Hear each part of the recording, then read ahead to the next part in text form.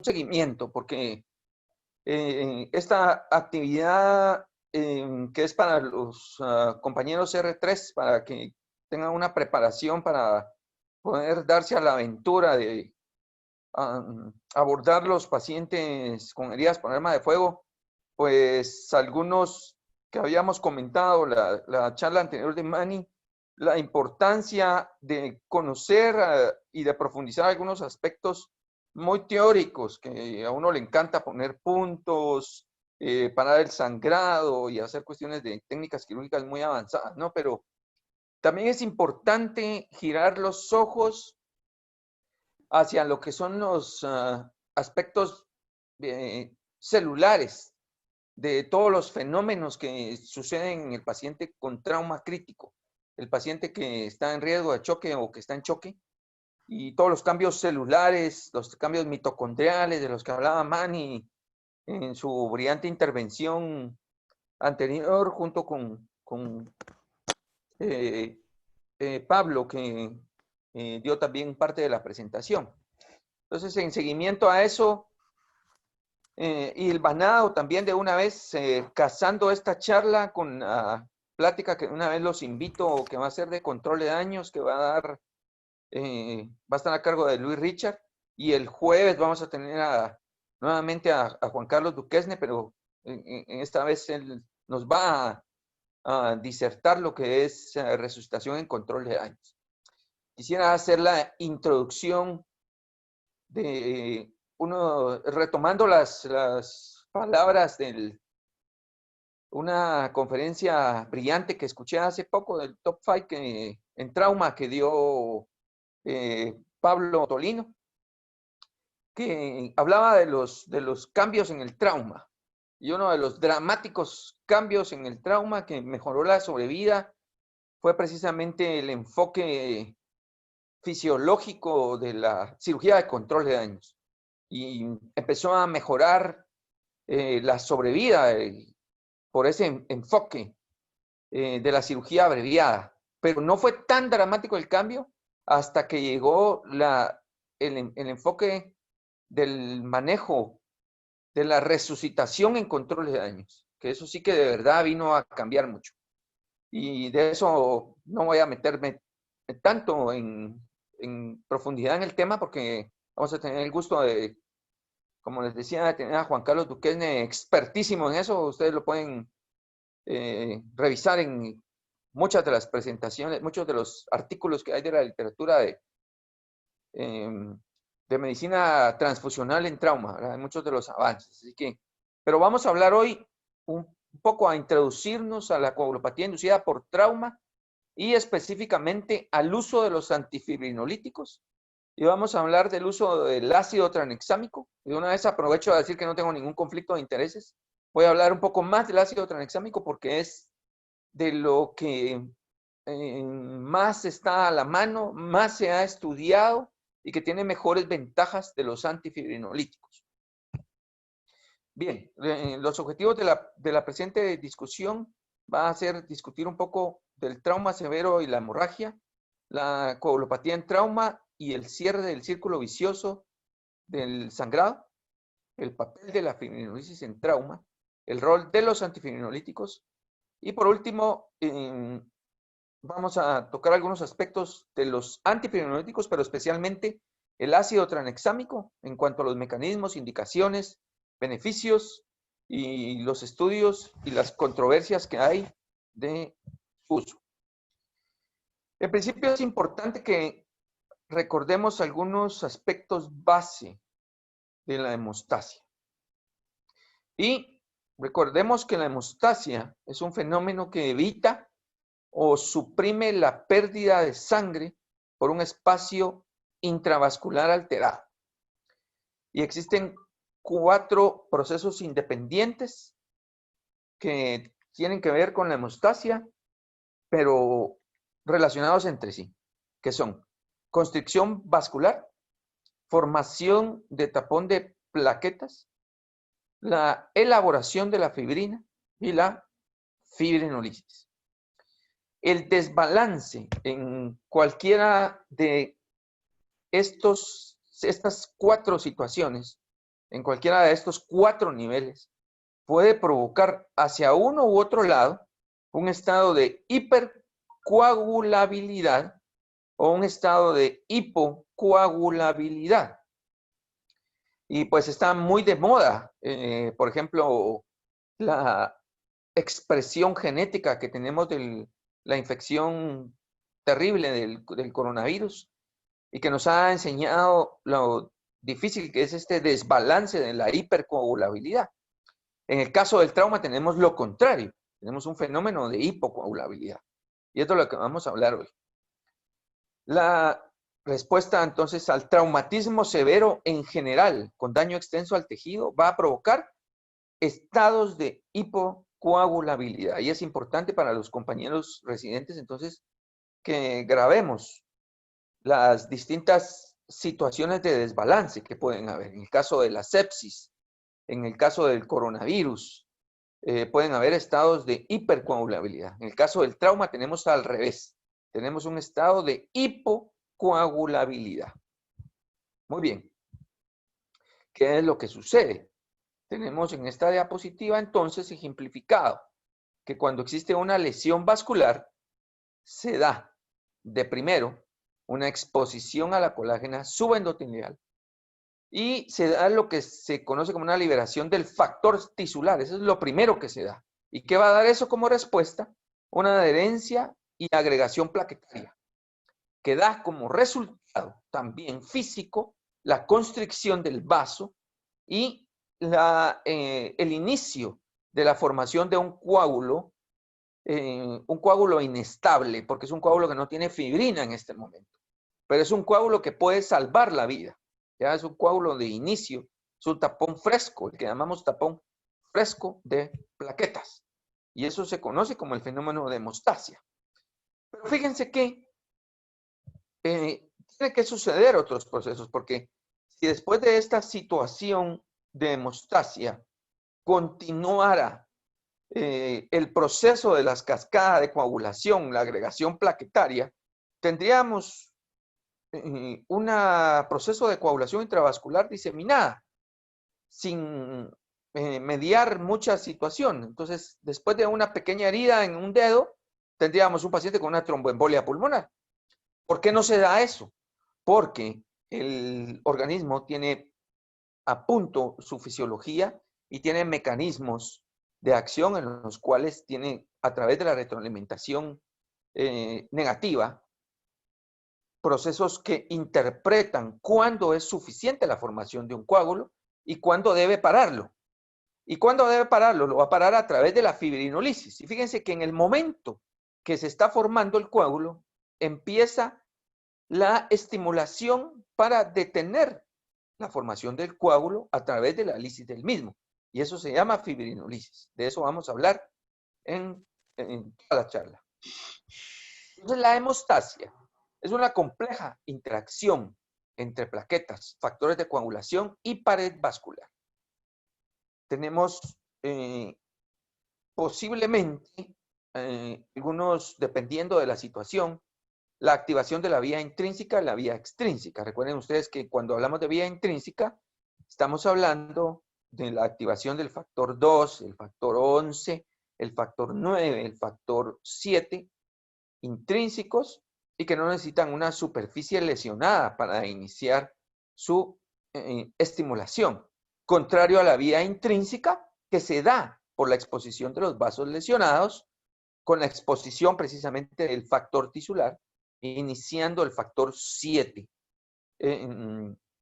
¿Cómo medimos esa acción de la vía intrínseca? La medimos a través de la medición del tiempo parcial de tromboplastina.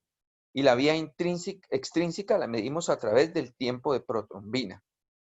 No tan exactamente, pero de una forma indirecta podríamos decir que esas son las formas de medición. Luego vamos a la vía común, que es el factor 10, que se convierte en factor 10 activado. Luego vamos al proceso de la protrombina y a la formación del fibrinógeno y fibrina.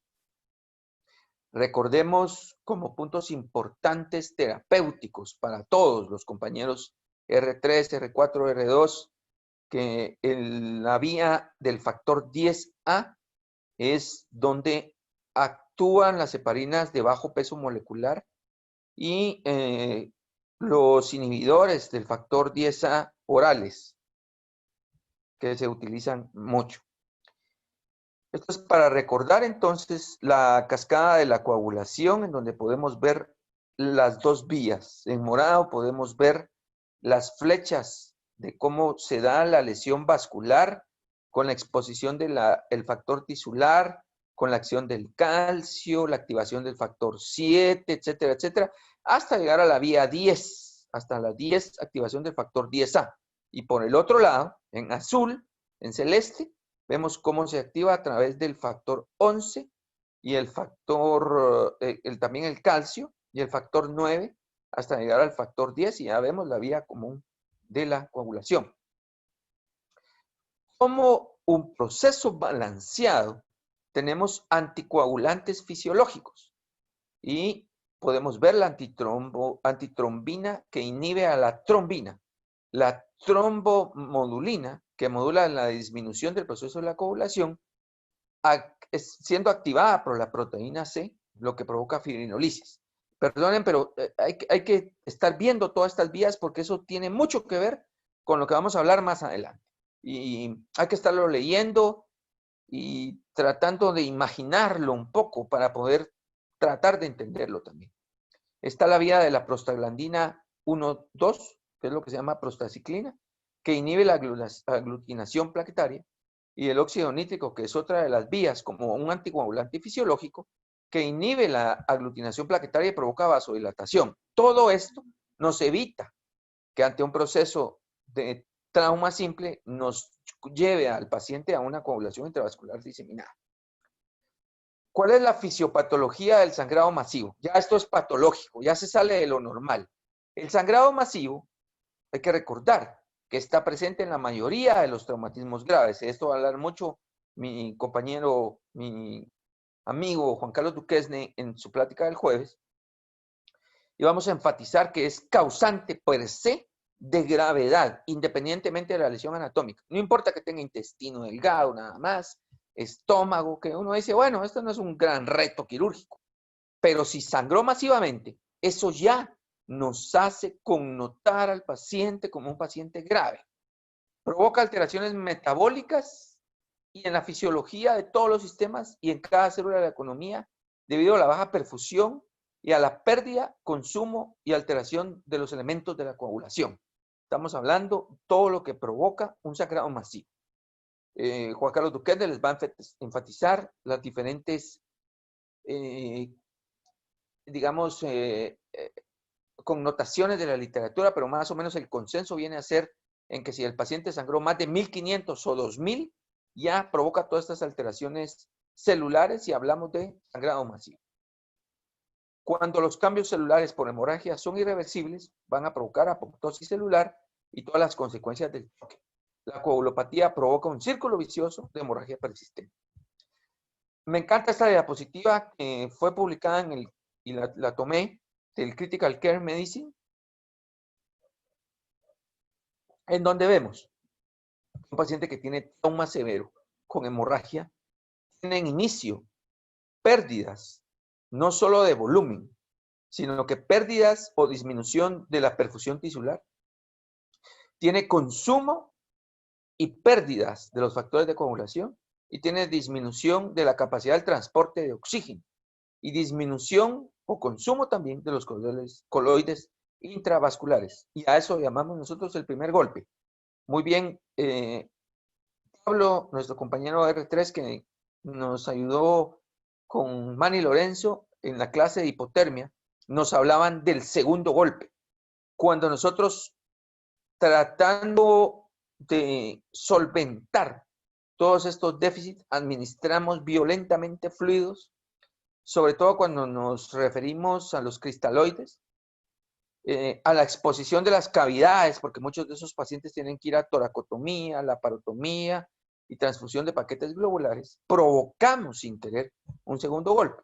Y todo eso nos da acidosis e hipotermia. El paciente acidótico va a tener problemas en la coagulación. el paciente con hipotermia. Ya vimos que uno de los compromisos que va a tener, como muy bien lo decían los compañeros en la charla anterior, va a ser que no va a coagular bien. Y al no coagular bien, va a tener esa coagulopatía y va a sangrar más. ¿Eso qué va a provocar? Va a cerrar el círculo vicioso y hace que el paciente tenga más hemorragia, más pérdidas, más del primer golpe, más acidosis, más hipotermia y se va cerrando el círculo vicioso que se conoce como triada de la muerte. La coagulopatía inducida por trauma puede provocar hemorragia incontrolable entonces y causar un círculo vicioso de sangrado. Hay dos responsables en esta situación. Los eventos per se traumáticos y también la coagulopatía iatrogénica, en la cual nosotros tenemos mucho que ver en cuanto a la administración de cristaloides fríos, la no utilización de plasma en una forma temprana, de una forma adecuada. Y vamos a ver muy rápidamente lo que se da en lo que se conoce como eje neuroendocrino de la coagulopatía inducida por trauma. En principio, el trauma va a provocar todo este proceso de alteración de la trombina, la hiperfibrinolisis, la disminución del fibrinógeno definitivamente, y por el otro lado, la consecuencia del choque, la fibrinolisis, la disfunción plaquetaria, que todo esto va a estimular el incremento de la proteína C activada, que va a provocar la coagulopatía traumática aguda, que junto a la acidosis hipotermia va a provocar entonces la coagulopatía inducida por trauma. Cuando hablamos de la coagulopatía inducida por trauma, estamos hablando de hemodilución, estamos hablando de hipotermia, estamos hablando de consumo de factores de coagulación, estamos hablando de soluciones frías, estamos hablando de apertura de cavidades, estamos hablando de una expresión genética que algunos pacientes la tienen más expresada que otros. Así que es una situación muy compleja, muy molecular y que tenemos que entender hasta dónde puede llevar a estos pacientes. Y vean ustedes, después de las críticas del maestro Aurelio, que lástima que no se logró conectar hoy, le quitamos el video porque ahí estaba el musicón, pero vean ustedes este paciente que empacamos y vean, quitamos la bolsa de Bogotá y este paciente todavía logró coagular un poco, pero se hipotensó y vean ustedes esa gran cantidad de hemorragia que este paciente tiene. Imagínense ustedes la cantidad de plaquetas que consumió, la cantidad de factores de coagulación que está consumiendo. Esto sí tiene audio.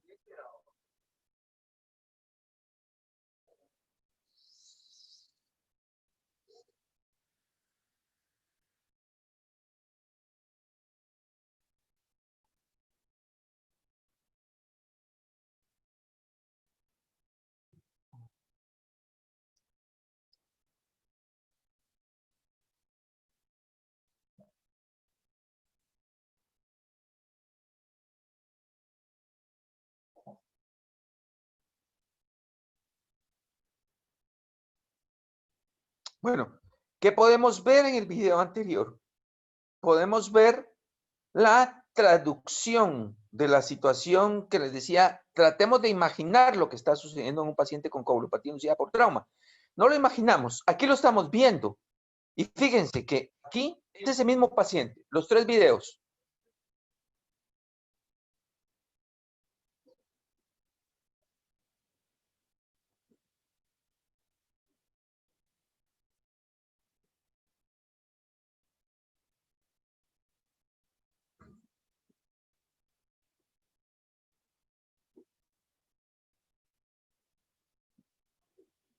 Bueno, ¿qué pasó acá?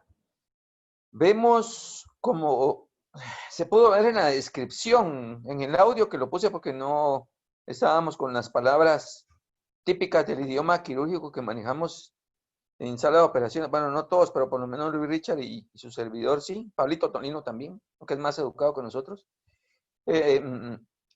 Vemos que no había un sitio macroscópico, es decir, no había un vaso, no había un hoyo en la aorta, no había un hoyo en la cava. Pero a pesar de eso, el paciente dio esa gran cantidad de sangrado. Dio esos 3 litros de coágulos. dio ese consumo importante de plaquetas y ese consumo de factores de coagulación, y no era un sitio mecánico en el cual nosotros hubiésemos podido poner puntos y corregir. Muy deseable para los cirujanos de trauma, para Manny, para Juan Carlos, para nosotros el tener un sitio de sangrado evidente y ponerle puntos y no enfrentarnos a una coagulopatía de ese nivel, que eso es lo que estamos hablando, todo eso que sucede detrás de todo eso que de verdad no es teoría. Cuando uno le dice, bueno, ¿será que toda esta gente como Juan Carlos Duquesne en serio habrán visto esto? Y sí, ellos han visto esto en laboratorio, lo han visto y nosotros lo hemos visto ya en sala de operaciones. O sea que sí es cierto. Sí es cierto que el paciente sangra y sangra mucho de cualquier lugar, de sitios de venopunción, de las maniobras y se puede morir de eso. Y eso se llama coagulopatía inducida por trauma. Y fíjense que hay una predisposición a la coagulopatía inducida por trauma. Hay anticoagulación endógena. Hablamos de la anticoagulación endógena cuando hablamos de hemodilución por resucitación agresiva, los efectos de la trombomodulina, del factor 7 activado y la disminución de la inhibición del plasminógeno, la disminución del fibrinógeno, que esto les podría decir que es un marcador sine qua non de la coagulopatía inducida por trauma. La mayoría de los pacientes que tengan este problema va a tener una disminución del fibrinógeno. Hasta un 92% que se han logrado hacer estudios tiene agotamiento del fibrinógeno. Y la hiperfibrinolisis, que es de lo que vamos a hablar un poco más adelante, disfunción plaquetaria y endoteliopatía. Epidemiología de la coagulopatía, ¿qué tanto se da esto? ¿En todos los pacientes o no? Miren, difícil porque hay una variabilidad de criterios y accesibilidad a las distintas pruebas de coagulación. En el entorno de Manuel Lorenzo y de Juan Carlos Duquesne es distinto que Pablo Tolino, Richard y nosotros en Guatemala, porque nosotros no tenemos el TEG, la tromboelastografía. Entonces, ¿qué es coagulopatía para nosotros? A veces logramos hacer TP, TPT. Yo le puedo preguntar más adelante a los R4, como hicimos el ejercicio en la clase anterior, ¿qué tanto nosotros medimos el TP y el TPT para tomar decisiones transoperatorias? Casi nunca. Entonces, si nos preguntaran, ¿cuánto habrá de coagulopatía? No la medimos. Entonces, conocemos la coagulopatía, por lo menos en Guatemala, por los estudios de afuera. Y por eso es tan variable. Pero se conoce que los pacientes traumatizados tienen hasta un 25% de coagulopatía, independientemente si tienen sangrado masivo o no. Y la hiperfibrinolisis, hasta 1 a 20% de los pacientes. Aunque eso todavía es más difícil medir. Lo que sí se sabe, bien enfáticamente, es que la mortalidad es mayor en los que tienen coagulopatía y de los que tienen coagulopatía, hiperfibrinolisis, definitivamente les va a ir peor. En la actualidad, hoy por hoy, muchos de los estudios de trauma, tratando de mejorar la sobrevida en trauma, se centran en la generación de investigación para la comprensión y el manejo de la coagulopatía y el sangrado. Hay múltiples estudios y guías hoy por hoy dirigidas a eso. Lo que sí no va a cambiar, y eso se saben de los estudios base de hace 100 años, 200 años, que la base del tratamiento del paciente con trauma grave que ha sangrado, ¿cuál es? Detener al sangrado en el menor tiempo, sin tanto enfatizarnos en que la tromboelastografía yo tengo, yo sí no tengo, la hiperfibrinolisis, no, todo esto viene del sangrado. Si usted detiene el sangrado, va a tener todos estos procesos. Así que tengamos en mente este mensaje importantísimo. Evitar o corregir la coagulopatía inducida por trauma es la base, y eso lo hacemos deteniendo el sangrado. ¿Cómo hacemos el diagnóstico para documentar la coagulopatía? Los métodos directos, decíamos, la tromboelastrometría y la tromboelastograma, que no lo tenemos en la unidad de cirugía cardiovascular, se tiene. En nuestras unidades de trauma, en el Luz San Juan de Dios, lamentablemente no. Y algunos parámetros de coagulación que sí sirven, pero no son tan directos, como la tromboelastograma que les dice exactamente que si lo que les falta al paciente es plaquetas, o que si tiene hiperfibrinolisis, o que si le falta más plasma, más factores de coagulación, etcétera, etcétera. El TP y el TPT se quedan atrás. O la medición de plaquetas y el fibrinógeno, que es lo que de pronto nosotros podamos llegar a tener acceso. Y obviamente algunos estudios indirectos que nos pueden predecir que el paciente tiene riesgo o va a entrar en coagulopatía, como las imágenes, la tomografía, el FAS, la laparoscopía diagnóstica, la gasometría con la medición de lactato, exceso de base, hemoglobina, etcétera, etcétera.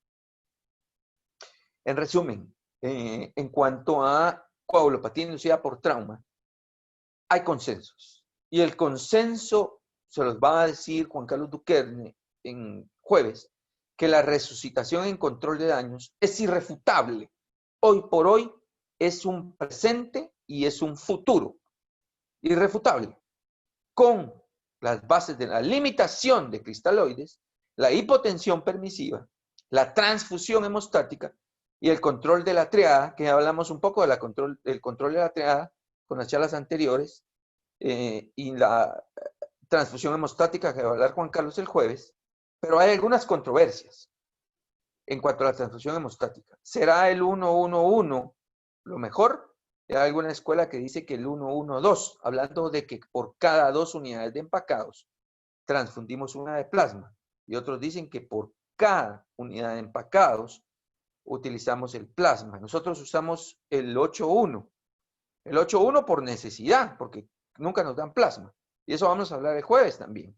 Lo vamos a comentar por la complicación que tenemos con el banco de sangre que nos cuesta. Entonces no podemos llegar a ese 1-1-1, pero nosotros quisiéramos llegar a ese 1-1.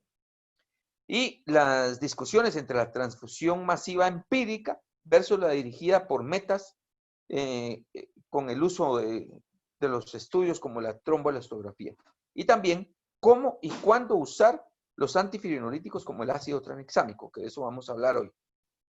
Y vamos entonces a hablar y a discutir un poco de la fibrinolisis normal y anormal.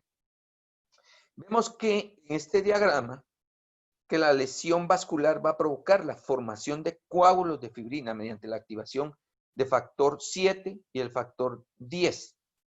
En resumen, muy burdo, formando la trombina. La trombina a la vez, de una vez, va a estimular la liberación del plasminógeno tisular.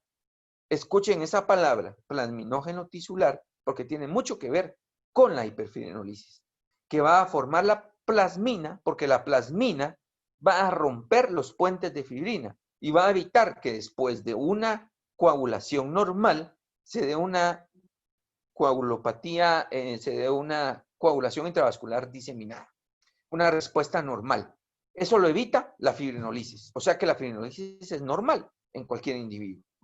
La fibrinolisis no se activa solamente por la liberación del plasminógeno tisular, sino que hay otras vías, como la calicreína y la uroquinasa. Yo decía, ¿por qué tanta nomenclatura? Pero cuando uno va profundizando en cuanto a la farmacología, a los usos de los medicamentos que pueden ayudar para la coagulopatía inducida por trauma, pues sí, hace mucho sentido esto.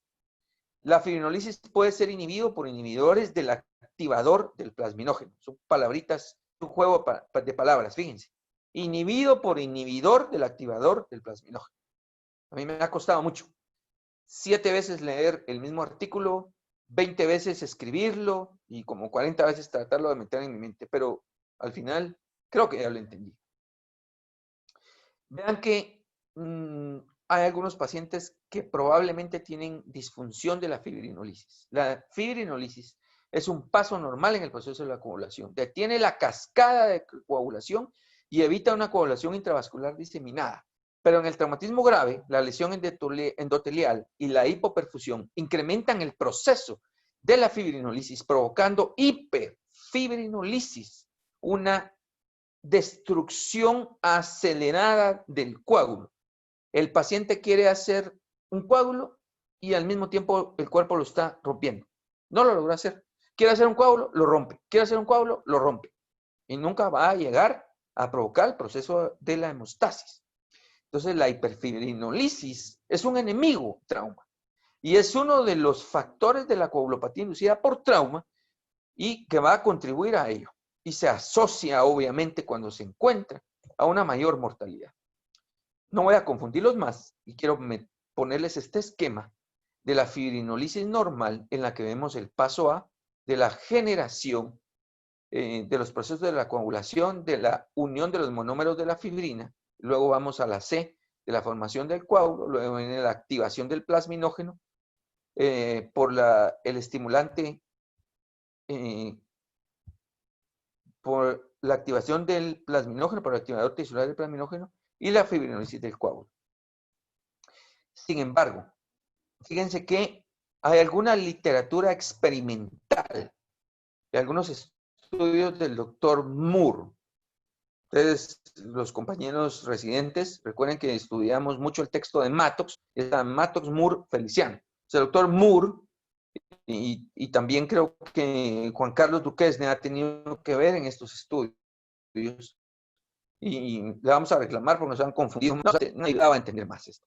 Parece que hay unos pacientes que tienen una regulación baja de la fibrinolisis, que al final de cuentas lo que tienen es una disminución de la fibrinolisis. ¿Qué significa eso? Al final de cuentas, que el paciente va a tener una tendencia a la hipercoagulabilidad. No se sabe cuántos de estos pacientes, y parece que tiene que haber una expresión genética en ello. Y están los pacientes que tienen el proceso anormal de la hiperfibrinolisis, que estos pacientes no hacen el rompimiento del coágulo, hacen un rompimiento del coágulo muy rápido. Y entonces lo que va a provocar es una hipocoagulabilidad, porque el paciente quiere formar coágulo y el mismo cuerpo lo rompe, porque hay una actividad acelerada, estimulada por la proteína C, con una inhibición del factor inhibidor del plasminógeno, resultante de una hiperfibrinolisis. Eso significa que el coágulo se va a romper muy prontamente. No va a llegar a formar un coágulo formal, no va a llegar a formarlo porque lo rompe. Lo quiere formar, lo rompe. Lo quiere formar, lo rompe. Eso se llama estado hiperfibrinolítico. ¿Vieron? El hipofibrinolítico y la fibrinolisis normal. Bien. Entonces, parecen haber tres tipos de respuesta a la fibrinolisis según los estudios del doctor Ernest Moore. Y lo que no quisiéramos es encontrarnos en un paciente que sangra y tiene una respuesta excesiva a la ruptura del coágulo, es decir, que tenga la expresión de la hiperfibrinolisis, que clínicamente se va a manifestar como un sangrado profuso, incontrolable, como las técnicas quirúrgicas.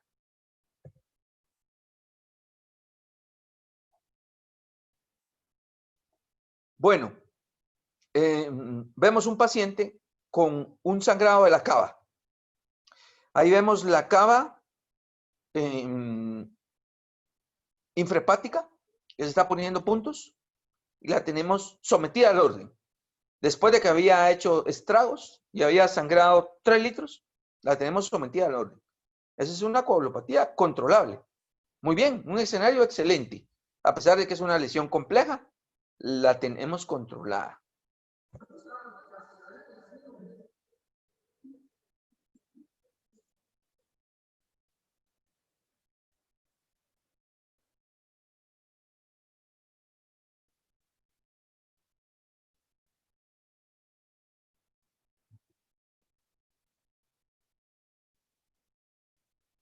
Vean, esto es una hemorragia incontrolable.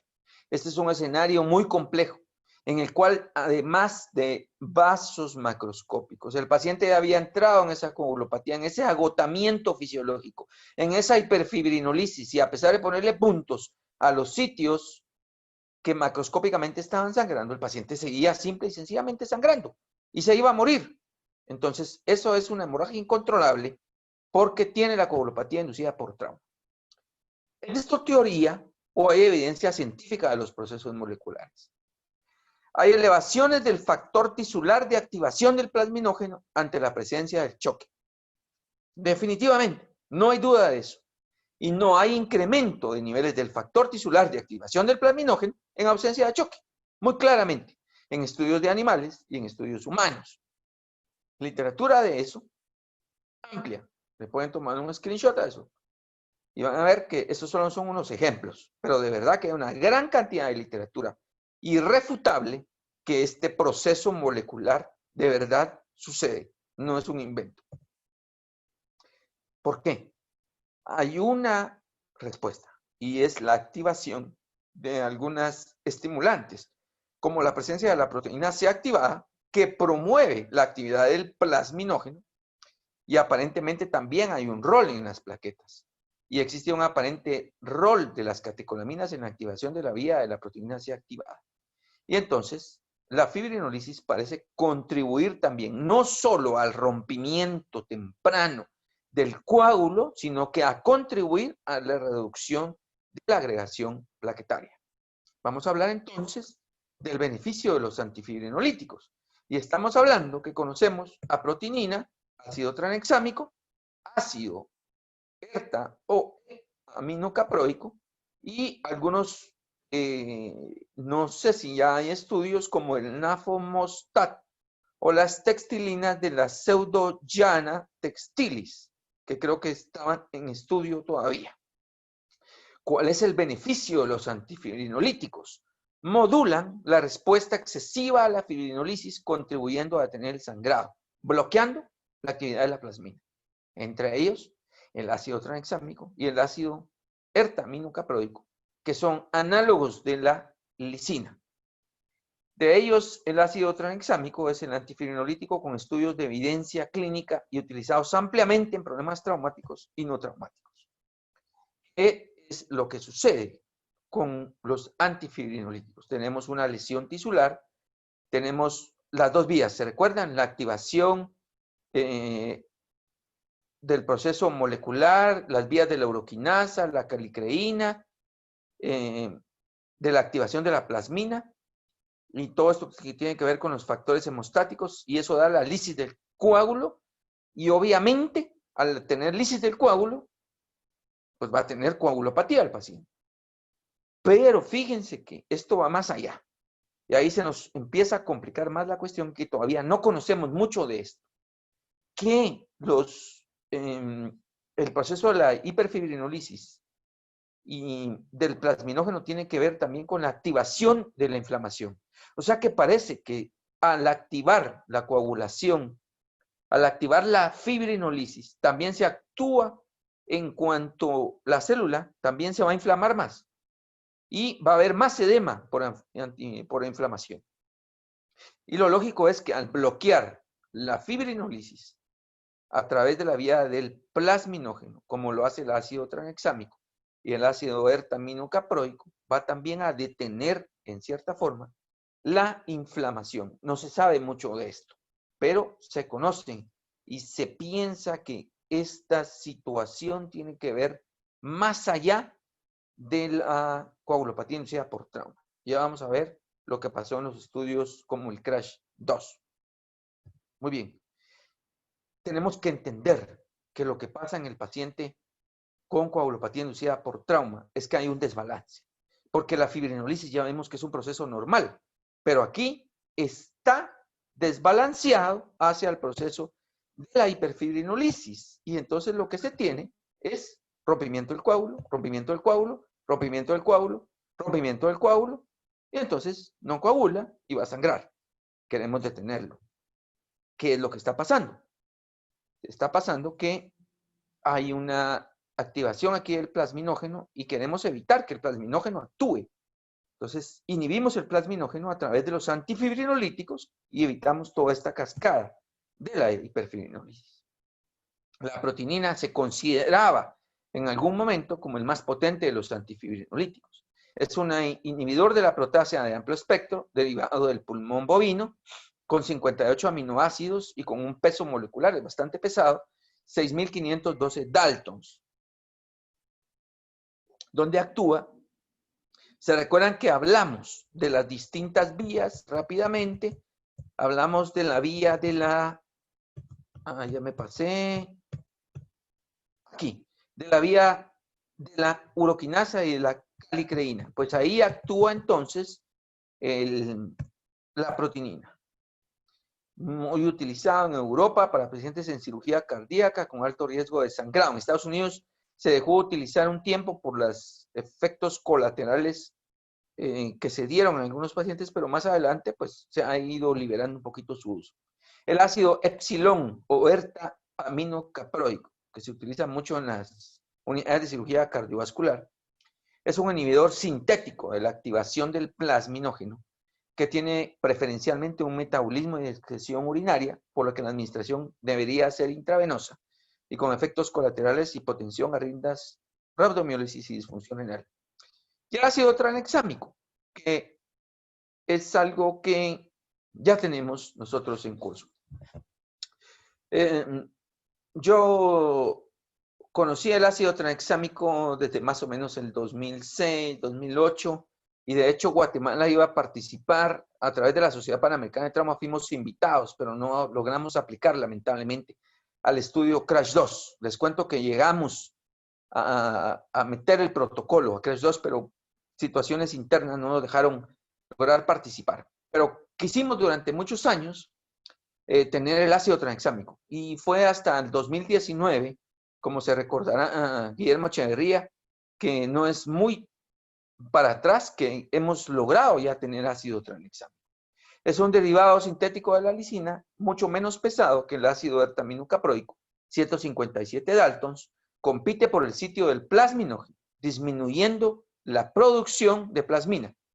Bloquea la fibrinolisis al evitar la interacción de la fibrina-plasminógeno y tiene efectos en la hemostasis y el sistema inmunitario. A dosis de 10 miligramos por kilogramo o hasta de 0.5 a 25 gramos se puede utilizar. También la posible administración por vía oral. Desde 1986, la FDA aprobó su uso para procedimientos dentales en pacientes con hemofilia. En el 2009 se aprueba su uso en hemorragia menstrual y se extiende su uso a cirugía cardiovascular y ortopédica.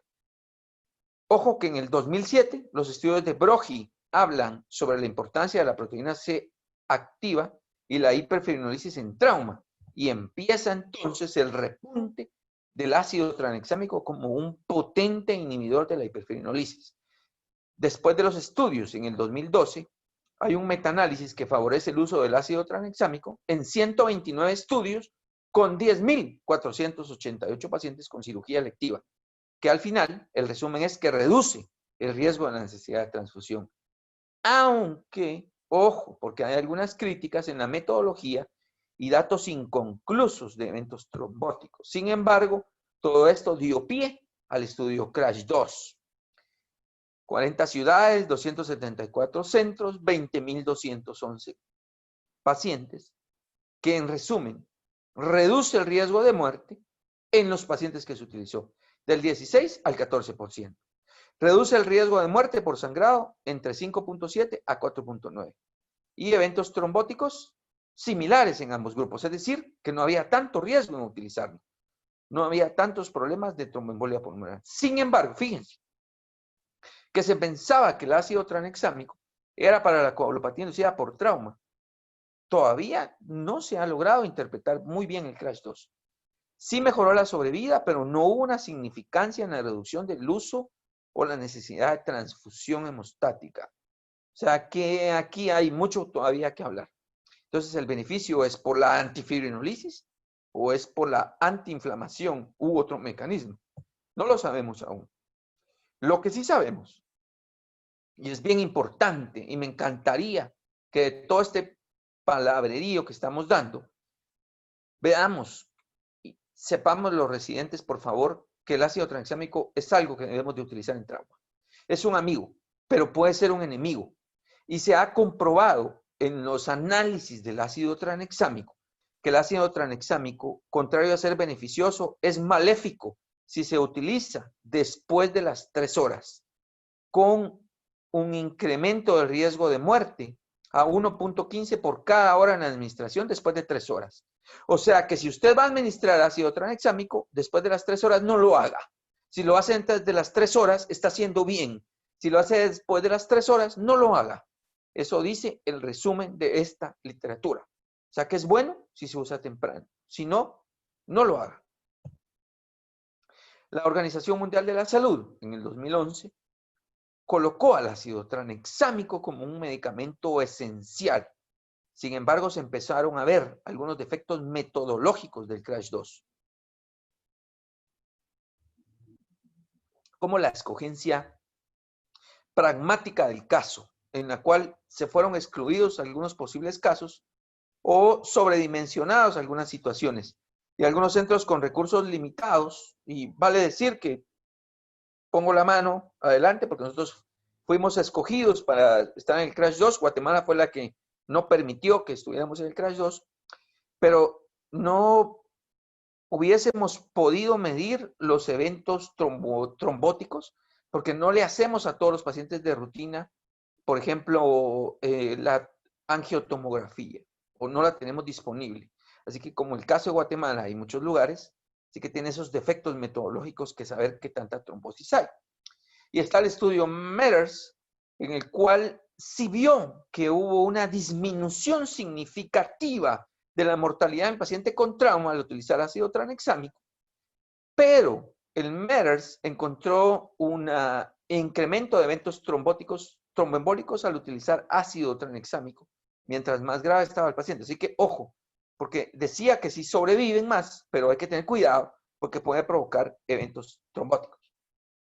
Estudios prospectivos no han documentado. Ahí vamos cayendo, aterrizando ya, a que no han documentado al ácido tranexámico como un factor independiente de beneficio en grupos de trauma sin choque, y que se documentó la disminución de la mortalidad en pacientes con trauma severo y choque. Ya vamos cayendo más desde el 2008, del Crash 2, de los otros estudios, hasta el beneficio del ácido tranexámico, y que se ve que lo mejor es utilizarlo si el paciente está en choque o en hemorragia masiva. Usos clínicos, no solo trauma, cirugía cardíaca, sangrado menstrual, sangrado ginecológico, cirugía de hígado y trasplante, cirugía ortopédica, hemorragia postparto e incluso hemorragia intracraneal y neurotrauma. Y podemos ver este review que está en esta potente revisión de la literatura de Cochrane. Cuando ustedes vean Cochrane, significa respeto, ¿verdad? Esta es una buena literatura. Y este estudio documentado en Cochrane habla de los antifibrinolíticos en el tratamiento de la hemorragia posparto y habla que la utilización del ácido tranexámico es beneficioso para los pacientes y mejora la sobrevida en las pacientes con hemorragia posparto y debería utilizarse, pero en una forma temprana y mejor si es por vía intravenosa. Tenemos el estudio muy reciente, el Crash 3. ¿Se recuerdan del Crash 2? Pues está el Crash 3, que el Crash 3 es para pacientes con hemorragia intracraneal. Y el sumario, el resumen de esto, la interpretación, es que muestran que el ácido tranexámico es seguro para los pacientes con lesión intracraneal si el tratamiento va dentro de las 3 horas posteriores a la lesión, que reduce la muerte relacionada con trauma craneoencefálico. Y después de esta discusión, yo creo que deberíamos de empezar a utilizar ácido tranexámico en paciente con trauma craneoencefálico siempre y cuando venga en forma temprana. Posibles mecanismos: disminución de los niveles de plasmina, interacciones con otros procesos como la inflamación y la cascada del complemento, citoquinas, sistema inmunitario. Contraindicaciones, antecedentes de eventos trombóticos y algunas complicaciones como eventos convulsivos e hiperexcitabilidad con altas dosis. Algunas limitantes o precauciones del uso generalizado es por la variabilidad individual de la respuesta fibrinolítica a esos pacientes que pueden tener esa parada fibrinolítica, que no son hiperfibrinolíticos, sino que van a ser hipofibrinolíticos, pero todo eso también está en estudio y no se sabe qué en la clínica, qué tantos pacientes realmente van a tener esa parada fibrinolítica. Y el temor es evitar esto, los eventos tromboembólicos. En el Crash 2 no hubo diferencia significativa con los controles, con los casos y controles en los eventos trombóticos. Y en varios estudios, aquí les puse nada más un par de ejemplos, como en cirugía de cadera, no hubo diferencia en eventos trombóticos, a pesar de que la cirugía de cadera es muy trombogénica. En resumen, ya para no aburrirlos, el uso de los antifibrinolíticos y en especial el uso del ácido tranexámico. Existen algunas dudas del beneficio generalizado, es decir, que no es para todos los pacientes en trauma, no grave, ¿ya? No es para todos los pacientes con trauma. Trauma sí, decía el Crash 2, todo traumatizado debería tener ácido tranexámico. No es cierto. Ya vimos que no es cierto.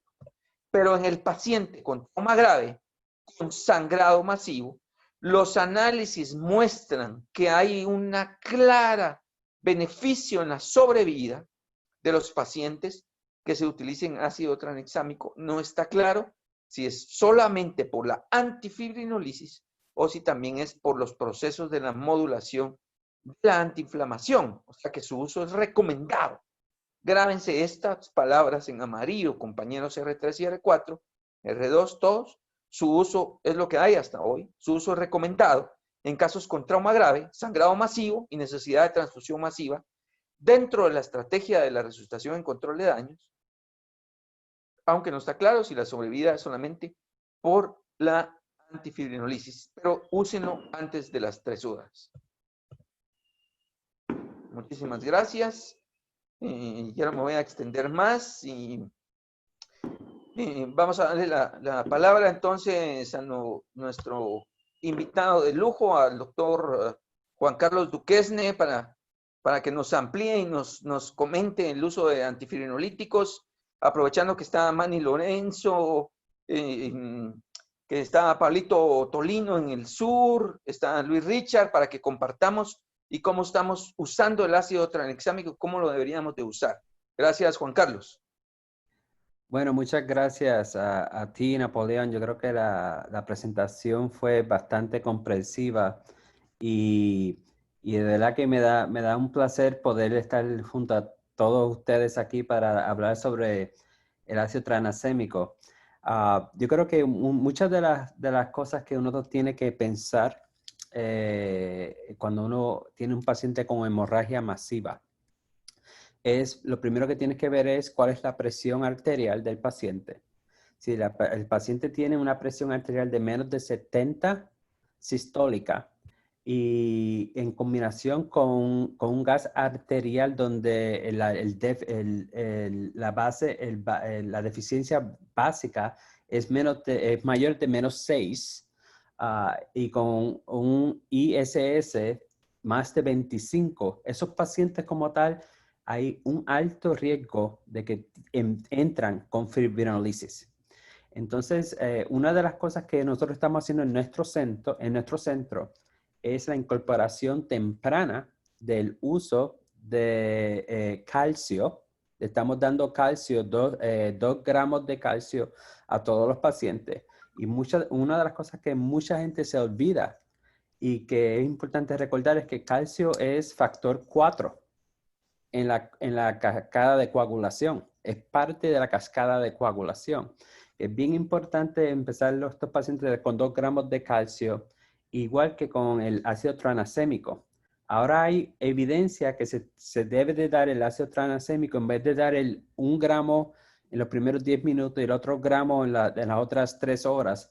Hay mucha evidencia y mucho empuje militar de utilizar 2 gramos de ácido tranexámico al principio, en vez de dar 2 dosis diferentes. Y yo creo que eso es algo que es importante recordar, que si uno ve un paciente que viene con este sangrado agudo, hipotensión aguda, empezar a tener en mente el uso de calcio, el uso de ácido tranexámico temprano. Como tal, yo creo que lo más importante que yo he aprendido durante todos estos años de resucitación es que hay cosas que son importantes en los papeles, pero hay cosas que yo creo que todavía no tenemos una buena contestación.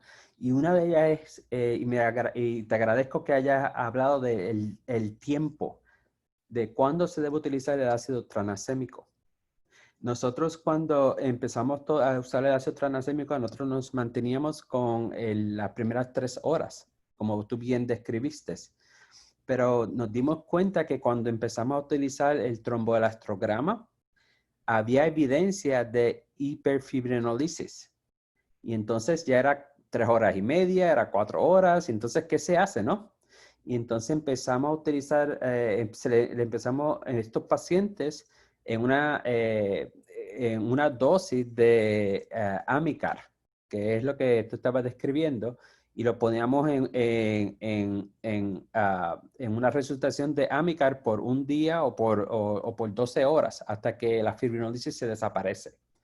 Así que esa evidencia está presente, pero yo creo que tenemos que juzgar cómo el paciente se ve. Si el paciente todavía está sangrando y si tienes tiempo de hacer un trombolastograma, yo creo que es importante hacerlo. Y si hay evidencia de hiperfibrinolisis, entonces tienes que tratarla con lo que si sea ácido amicar o con ácido tranexémico.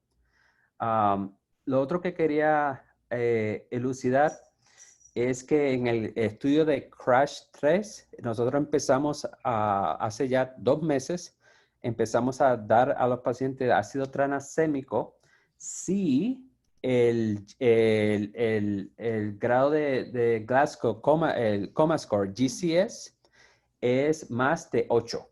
Si tienen presencia de traumatismo craneal, pero si tiene presencia de que ya hay función, hay algún tipo de función craneal, se le da el ácido tranexémico. Pero si el paciente viene con un grado de Glasgow, de coma, de 3, no le estamos dando ácido tranexémico porque hemos visto que no va a hacer ninguna diferencia.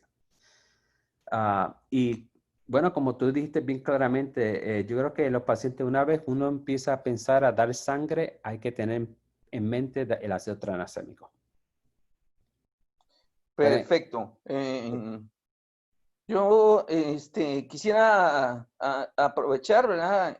Aclarar algunos puntos. Vamos a aprovechar, porque esto es para los R3 de cirugía. Dalia, ahorita que estábamos platicando, Dalia es R3 de cirugía y aquí está Carla también. ¿Me podrían explicar qué es la tromboelastografía? Y si no lo saben, vamos a tener el lujo de tener aquí a Juan Carlos, a Manny, a Luis Richard, a Pablo, para que nos amplíen, porque aquí yo sé que en el San Juan de Dios nunca hemos visto un trombolastograma. ¿Ustedes conocen qué es lo que mide la trombolastografía o cómo se hace? Dalia.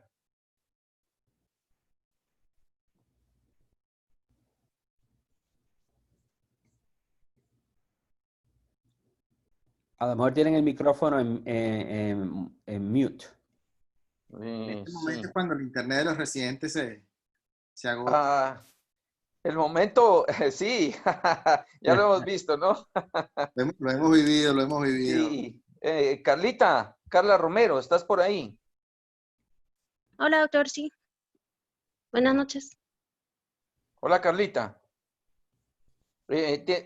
¿Tú sabes más o menos cuando estábamos hablando de trombolastografía, ¿a qué se refiere? Sin pena. La verdad es que yo sé que mide las partes específicas del coágulo y qué cosas específicas son las que le hacen falta, pero honestamente no sé cómo se mide. Ok, voy a aprovechar con los R4. Por acá veo, quiero ver. ¿Quién de los R4 anda por acá? Quiñones. ¿Cuántas veces de los pacientes heridos por arma de fuego en choque has medido TP, TPT y plaquetas para tomar decisiones? Buenas noches, doctor.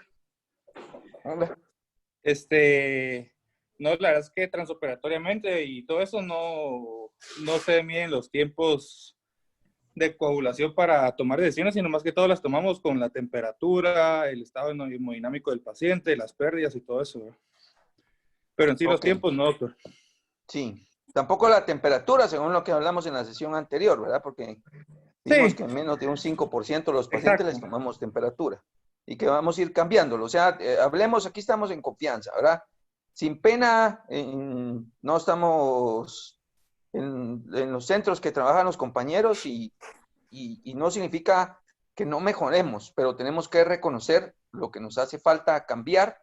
Hoy les cuento que tuve una discusión con la jefe del banco de sangre, y el jueves espero tenerla aquí en el webinar que vamos a tener a Juan Carlos para aprovechar, ver cómo mejoramos un poquito la cuestión del banco de sangre, que con Manny y Luis hablábamos la vez anterior, del plasma no congelado, Juan Carlos, y el uso de la sangre completa fresca. Entonces, pero yo quería compartir eso. Manny, ¿nos quisieras comentar algo de esta situación del ácido tranexámico? ¿Cómo lo estás usando allá en tu centro? No tienes el micrófono activado, tu micrófono.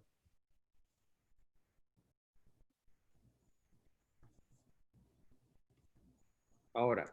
Listo. Sí, tengo de la conferencia de la hipotermia, tengo 2 laminillas del tromboelastograma. No sé si puedo compartir mi... Por favor. Espérate, deja ver cómo... Este es Zoom, te va a hacer más fácil. Dame un segundo. Por ti compramos el Zoom, Manny. No me... Me debes unos $. Después me pasas lo que decimos el bill. Ajá. Puede pagar en especies.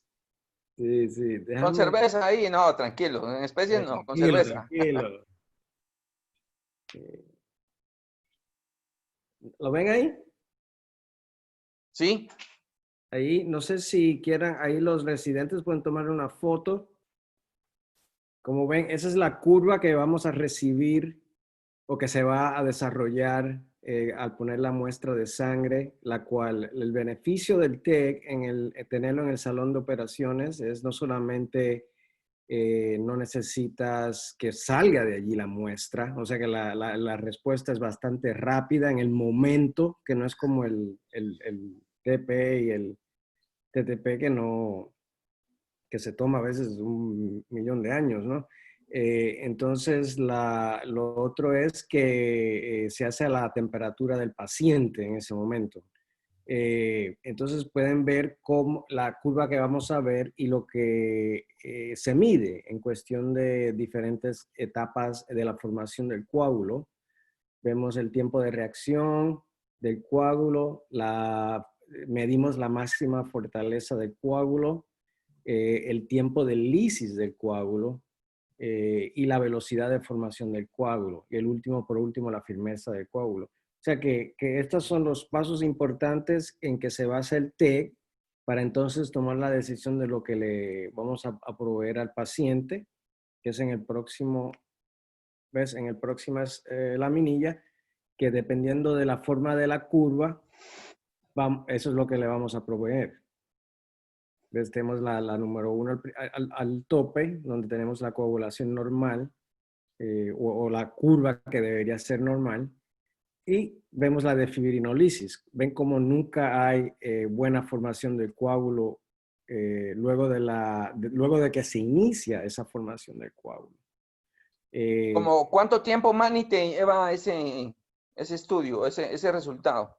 Bueno, nosotros nos toma como 10 minutos. Como 10 minutos Okay. Nos tomamos en el salón de operaciones. Déjame ver si en el paso anterior...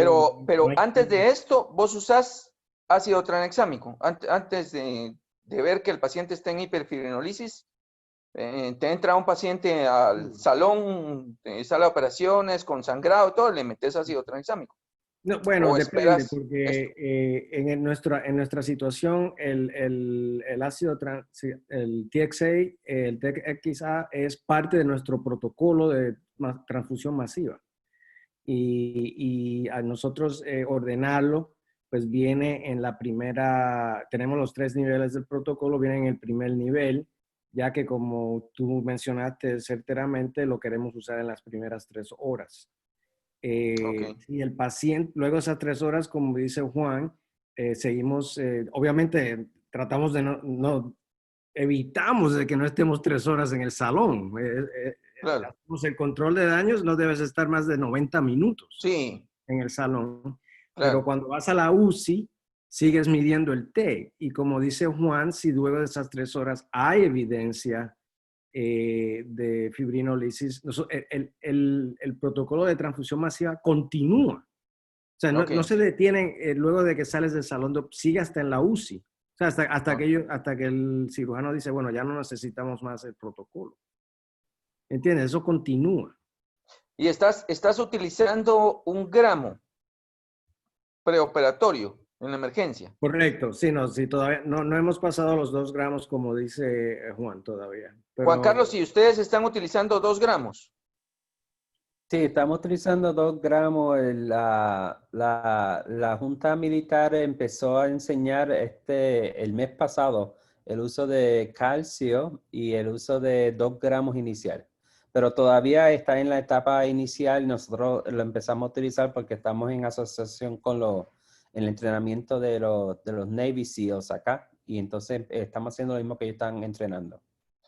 Ok, me llama la atención lo que, Juan Carlos, lo que decía del calcio. Me imagino que lo están utilizando por me imagino por la transfusión masiva, por la cantidad de citrato que se utiliza en la transfusión masiva. Supongo que esa es la situación, ¿no? Entonces, y sin medir como hacen los internistas, ¿no? Hasta que tiene 7 de hemoglobina, ya se murió el paciente, ¿verdad?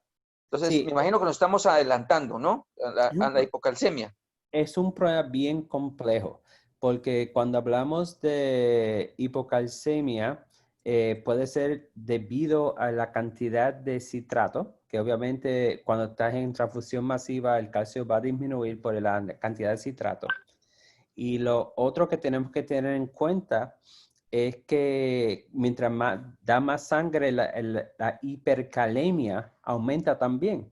Y por eso es que es importante en estos pacientes tener un buen balance en el uso de calcio.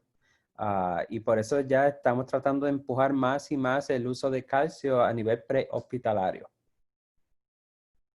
Oh, ok, de acuerdo.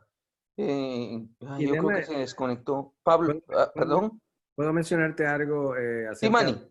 Sí, una cosa por lo menos que nos sucede a nosotros aquí, que es muy interesante, y nuestros colegas, los ortopedistas, están encima de nosotros. Nosotros le medimos el calcio a todos los pacientes, la vitamina D a todos los pacientes de trauma. No importa si es un joven que lo que tenga solamente es una fractura de fémur o ROM. Y yo te digo que el 75-80% de las personas están deficientes en vitamina D. O sea, que nuestra población, por lo menos aquí donde yo trabajo, yo te diría que hay una deficiencia en calcio de todas estas personas. Y es algo que se beneficiarían de usar el calcio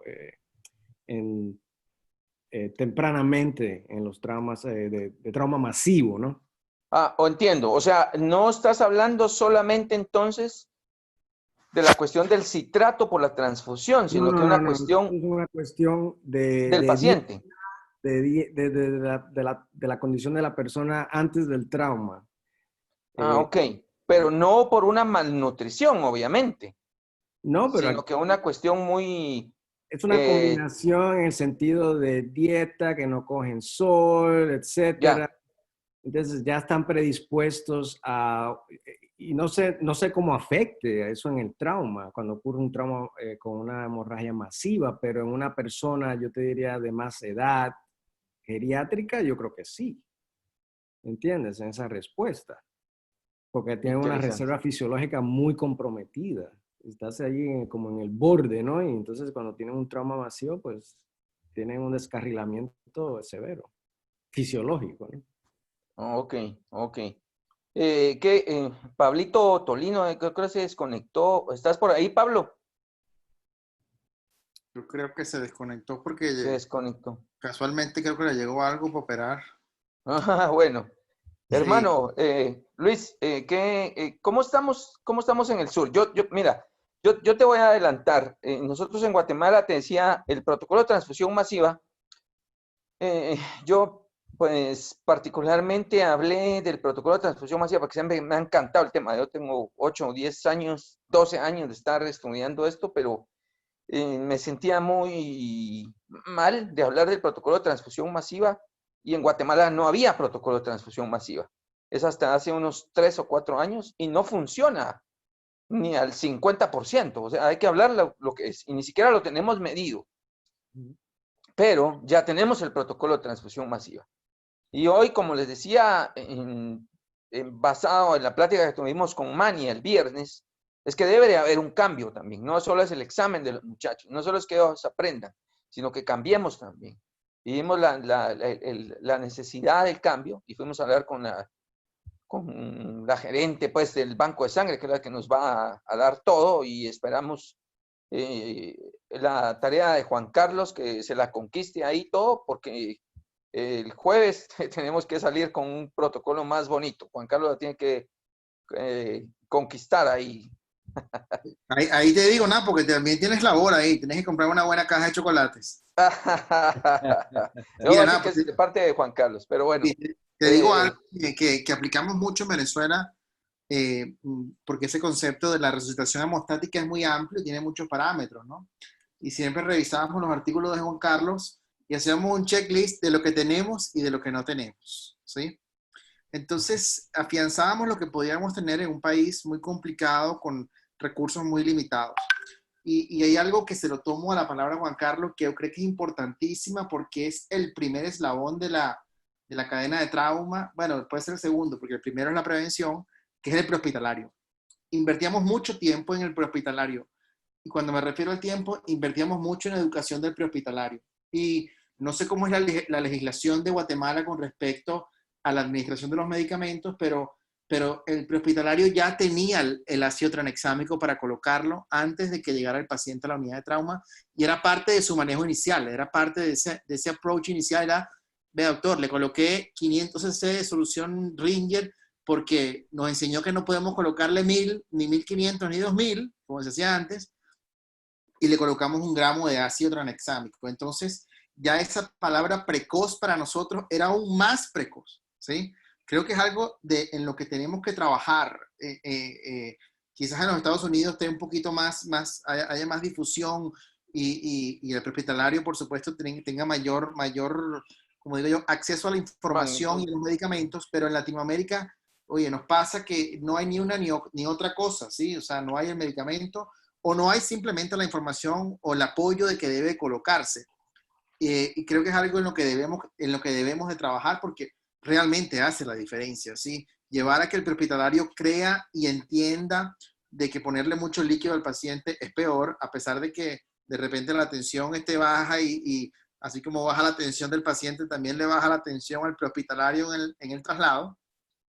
Es mejor eso, a que nos lleve un paciente encharcado. Y asociado a que haga hipotensión permisiva, le coloque ácido tranexámico, creo que es el plus. Yo creo que para nosotros fue un factor determinante poder operar mejor a los pacientes desde el punto de vista fisiológico, que el prehospitalario se sumara a nosotros en ese fase 0, pues, de esos pacientes exsanguinados, y colocara poco líquido y ácido tranexámico. Creo que es algo importante que tenemos que trabajar. Lo estoy haciendo aquí en Costa Rica de muchas maneras, y que lo hagamos en Guatemala y que lo sumemos, dediquemos tiempo a eso. Sí, absolutamente. Esteban, ¿estás conectado? Te veo ahí, Esteban Arriaza. Buenas noches, doctor, un gusto. Sí, muchas gracias. Mira, te voy a presentar. Tenemos el lujo de tener este compañero Esteban, es cirujano del programa, pero además de ser cirujano del programa, es un especialista en medicina prehospitalaria, no de palabra, sino que de campo, y de docencia también. Yo soy testigo, cuando hicimos rescate en el volcán de fuego, yo vi un astronauta por ahí, ni lo conocía, y me encontré que era Esteban, ¿verdad? Encantó, ¿verdad? Y tener un cirujano ahí entre tanta catástrofe, rescatando gente, ¿verdad? Y además de eso, pues Esteban está ahorita en el 2º año de medicina crítica, además de ser cirujano prehospitalario. Así que se los presento, y yo quisiera tal vez, Esteban, que des tu punto de vista, porque creo que nos va a sumar mucho de lo que estaba hablando Luis Richard, definitivamente importantísimo la cuestión de la medicina prehospitalaria, con los conceptos que estaba dando Juan Carlos, Manny, de lo que hablamos hoy, y también tu experiencia en cuidado intensivo, en cómo recibís el paciente posoperado. En la charla anterior de hipotermia queríamos tener tu versión, pero te busqué y de plano estabas en otras ocupaciones, pero vamos a aprovechar que hoy estés conectado para que nos hables. No, gracias, doctor. Un gusto, doctores, a todos. La verdad que enriquecen bastante el aprendizaje de nuestros futuros cirujanos y fortalecen la de los cirujanos ya formados de este santo hospital. Hemos crecido a nivel prehospitalario y es base a la bondad que ha tenido múltiples farmacéuticas, porque siempre está tratando de llegar a ese campo que no es llenado por las casas farmacéuticas. Y todo esto de los avances que se han dado a través de los cursos de BICOM y todo esto, se ha logrado la inversión. Hablo de mi institución, que es el Cuerpo de Bomberos Municipales, de gasas de este tipo Celox y que son utilizadas para el manejo de compresiones en sitios de unión y todo eso. Pero hemos contado con ácido tranexámico y lamentablemente se ha tenido que donar por el motivo de que el paramédico en esto hay una cuestión de rivalidad entre los otros bomberos, entonces prefiere hacer el scoop and run que el hecho del trabajar. Entonces tenemos la facilidad que en la ciudad capital los hospitales están bastante cerca y es una cuestión y también el hecho de trabajar en las áreas no es muy... toda Guatemala es zona roja. Entonces, se nos ha pasado que ha habido atentados contra los cuerpos de socorro, pero el gran avance que hemos tenido es tal vez con este tipo de gasas hemostáticas, que con esto hemos llegado a poder darle cierto manejo más priorizado a lo que es esa X de la evaluación primaria del PHTLS, doctor. De acuerdo. Doctor John Pulsi, quisiera intervenir, por favor, a nombre del posgrado de cirugía, a nombre del departamento. Nos encantaría que nos comparta su opinión, qué piensa de lo que estamos discutiendo ahorita y todo. Obviamente el ácido tranexámico ha venido a ser importante, especialmente desde que se detectó la importancia del factor tisular y la proteína C. Me parece que los estudios y revisando un poquito de la literatura en este momento, sí nos indica que tiene que ser de uso temprano. Lamentablemente, nuevamente, no sé qué tanta disponibilidad tenemos en el hospital de poder administrar ácido tranexámico. Yo hoy tuve la oportunidad de asistir a uno de los centros privados de esta ciudad y casi me pongo a llorar cuando veo que sobre una mesa tenían la computadora y el equipo completo para hacer elastografía, ¿sí? Y al lado decía, por favor, nadie se acerque, no se toque. Aprovechando, le pregunté al anestesiólogo, pero ¿qué hace esto aquí? ¿Ustedes tienen como institución el propio? Me dijo, sí, nosotros tenemos el propio, pero lo han utilizado una vez en un paciente, ¿ya? Por una aventura, la verdad es que fue una aventura de trasplante fallida, y ahí se quedó. Entonces, yo me pongo a pensar, eso podría ser tanto más beneficio para nosotros. Napoleón, lo suelto a usted como jauría para que busque, yo sé que conoce al cirujano responsable, para ver si podemos lograr que se transfiera o ver que se movilice, porque yo no creo que después del chasquido vayan a tener mucha necesidad del equipo de elastografía, que creo que en nuestro medio, especialmente que cada día vemos más y más y más control de daños, ¿sí? va a ser una pieza esencial. Si ellos lo quieren poner en nuestro centro bajo 4 llaves para que solo se utilicen los pacientes que están en la unidad de cuidados intensivos, pues santo y bueno, ¿me entiende? Me preocupó verlo desocupado, ¿ya? Especialmente que la verdad es el gold standard, ¿verdad? Para poder medir los trastornos de coagulación, especialmente en el paciente complicado, ¿ya? En donde, bueno, ¿y por qué estará sangrando este señor? E incluso revisando algunos textos, dicen que TP, TPT y NR es como utilizar instrumentos de la edad de piedra en la edad del acero, ¿ya? Entonces creo que nos sirve como guía, pero de todos modos estamos temblando en la oscuridad. El calcio es importante y algo que afortunadamente en Guatemala, excepto tal vez estos meses que hemos visto solo lluvia, tenemos suficiente sol. No tenemos evidencia directa de cuáles son los déficits de vitamina D en la población general. Por lo regular no se mide y venimos con la sombra de que hay o no hay relación, especialmente con enfermedad maligna.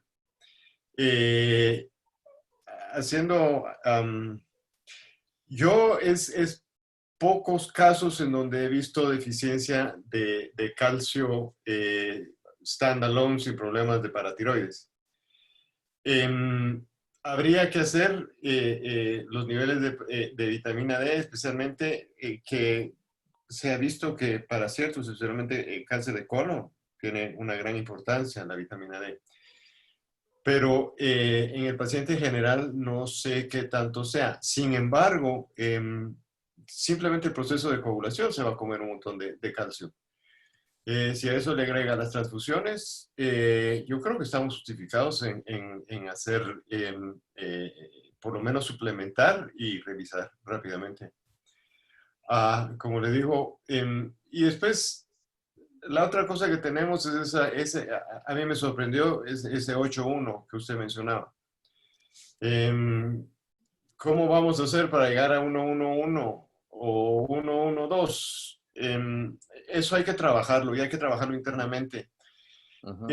Yo sé que la Cruz Roja Guatemalteca afortunadamente sí hace campañas de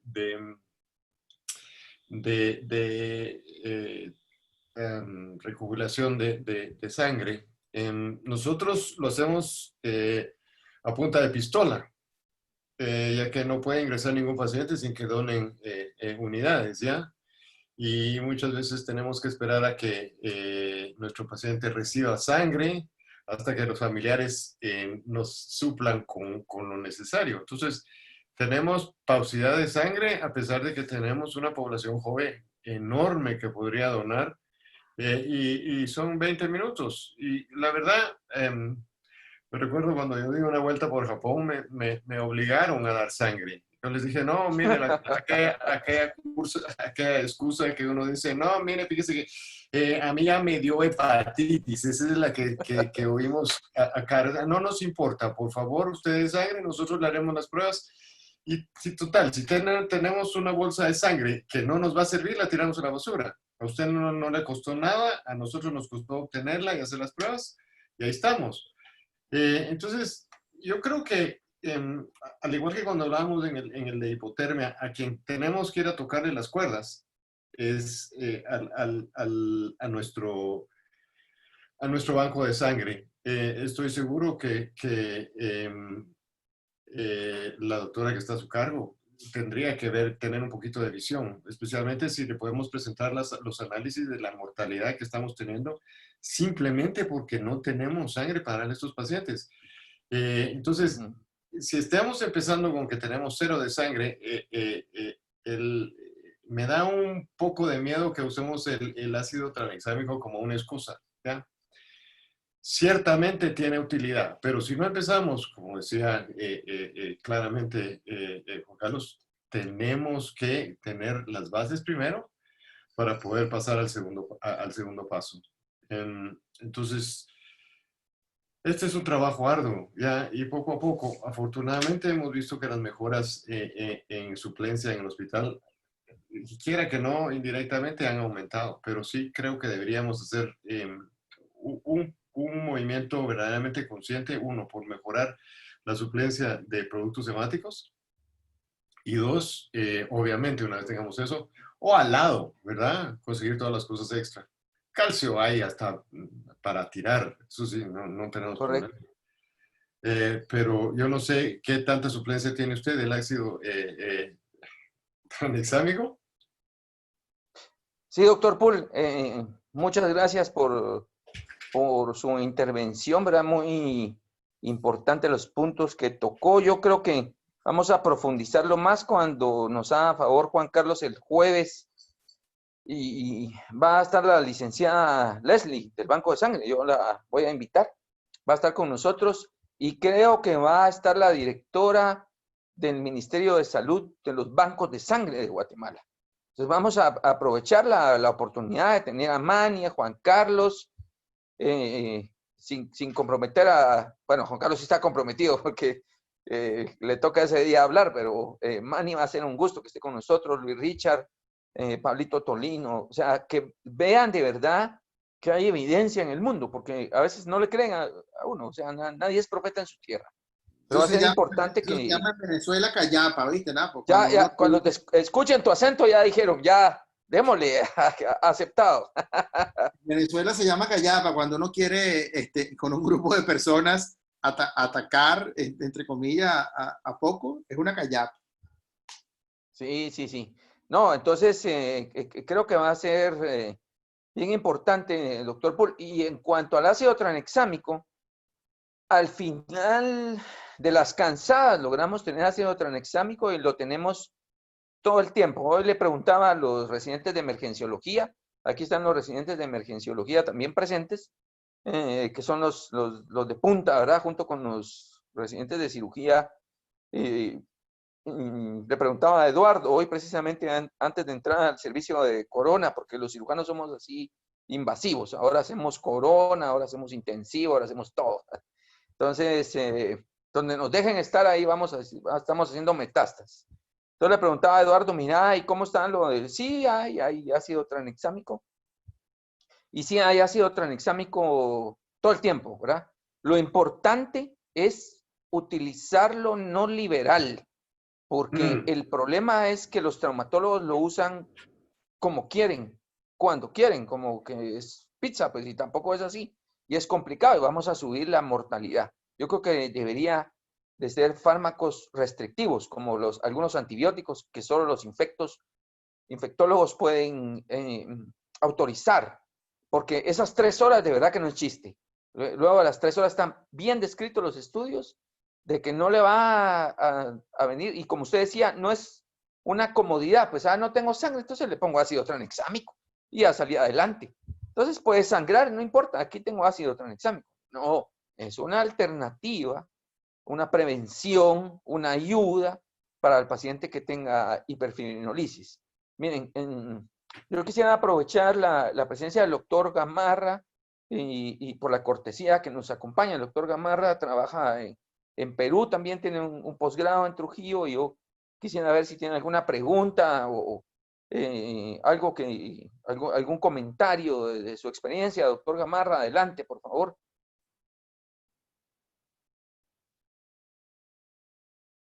Doctor Napoleón, muchas gracias.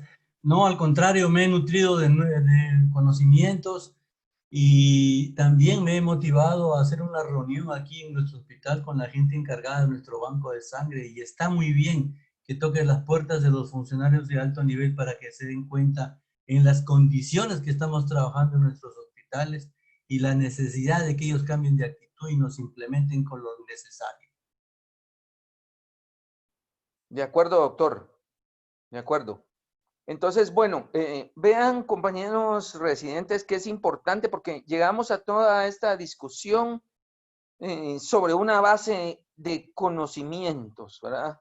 Una base teórica importante que si uno no tiene cómo discutir o cómo pedir o saber qué pedir o saber qué es lo necesario. Entonces, tenemos que realmente fortalecer la teoría y la academia, que es precisamente para eso que estamos aquí. Por ejemplo, Godoy, estamos ahorita ante una cuestión de pandemia de coronavirus y como bien saben, la infección por coronavirus, ustedes también han rotado por el servicio de coronavirus y manejan trauma y manejan también coronavirus. Un poco mejor que los internistas, algunos de ustedes, lo puedo decir. Y pues han visto que la enfermedad de coronavirus es trombogénica. Y hemos visto, es decir, hemos instaurado el tratamiento de anticoagulación o tromboprofilaxis con los pacientes, por ejemplo, con heparinas de bajo peso molecular. Entonces es importante conocer cómo actúan y cuáles son los antídotos. Por ejemplo, Godoy, ¿cómo actúa? ¿Nos podrías decir cómo actúa la heparina de bajo peso molecular? ¿Cuál es el mecanismo de acción, Godoy? Sí, doctor, buenos días, buenas noches, perdón. Adelante. Sí, actúa inhibiendo el factor 10. Ah, muy bien. Me hiciste la noche, excelente. Miren, si no, y no lo hicimos no van a creer que lo hicimos así a propósito, ¿verdad, Godoy? Que no lo habíamos practicado. Muy bien, así que es importante, ¿verdad? Porque seguramente Manny, tal vez un poco más, Manny y Juan Carlos tienen un poquito de experiencia con los pacientes, porque nosotros ahorita con la cuestión del coronavirus estamos dejando un montón de pacientes jóvenes y no jóvenes con factores de riesgo y no, solo por el corona estamos dejando anticoagulación por 3 semanas. Y esos pacientes también pueden venir traumatizados. Y ustedes tienen más gente de tercera edad y más gente con bypass, con más puentes por epidemiología. Y entonces también tenemos ese grupo de pacientes traumatizados que vienen anticoagulados. Entonces yo quisiera que Juan Carlos nos ampliara un poquito esa situación difícil de tener ese paciente anticoagulado, traumatizado de repente, con una fractura pélvica compleja que está sangrando y además tiene esos problemas de factores de coagulación. Juan Carlos. Sí, lo primero que tienen que hacer es llamar al cura.